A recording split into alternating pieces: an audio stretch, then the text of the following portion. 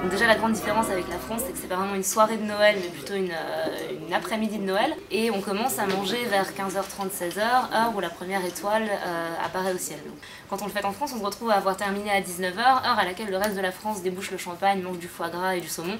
Et nous on a terminé, on n'a plus rien à faire et on se dit que c'est la pire journée de l'année. Voilà. Les familles catholiques vont à la messe ou des choses comme ça. Et chez moi, généralement on reste quand même, on évite de partir tout de suite. Donc on reste à boire du thé, discuter, faire des jeux et voilà. Moi je suis généralement triste quand je regarde par la fenêtre et que je vois effectivement des gens boire du champagne à 20h et que nous on a terminé de notre côté parce que ça a commencé à 15-16h.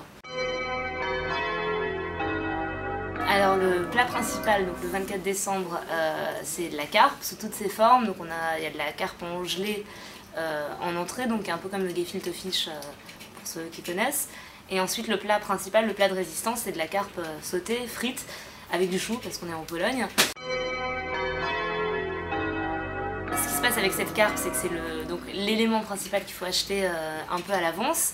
Donc c'est un petit peu souvent la lutte à la carpe et les gens avaient l'habitude de l'acheter pour être sûr d'en avoir une et pour être sûr d'en avoir une bonne, traditionnellement de l'acheter vivante, de la ramener dans un gros sac plastique avec un peu d'eau et ensuite de la faire flotter ou vaguement nager dans les baignoires des maisons jusqu'au jour de Noël pour la tuer le jour de Noël de manière à ce qu'elle soit fraîche.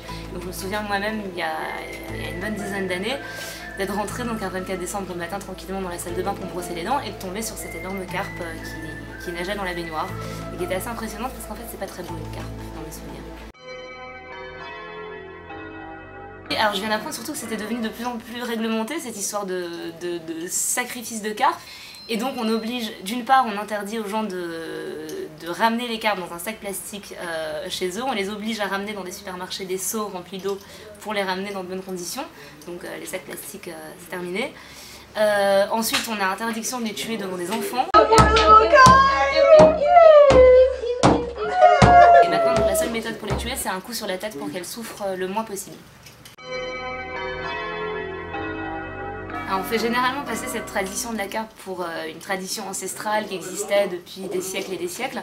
Et en fait pas du tout, je viens d'apprendre que la carpe, le fait de manger uniquement de la carpe à Noël était quelque chose d'assez récent, né après la guerre sous la Pologne communiste, parce qu'en fait donc on était obligé de manger effectivement du poisson le jour de Noël. Maintenant l'État, la Pologne populaire s'est mise à produire massivement de la carpe dans les années 40-50 parce que c'était un des poissons les moins chers à produire et donc c'est devenu, c'est rentré dans les mœurs et c'est devenu le poisson de Noël. Et aux blogueurs, à tous les blogueurs, Anthony, Hugo, Jonas, wszystkiego dobrego z okazji Świąt Bożego Narodzenia.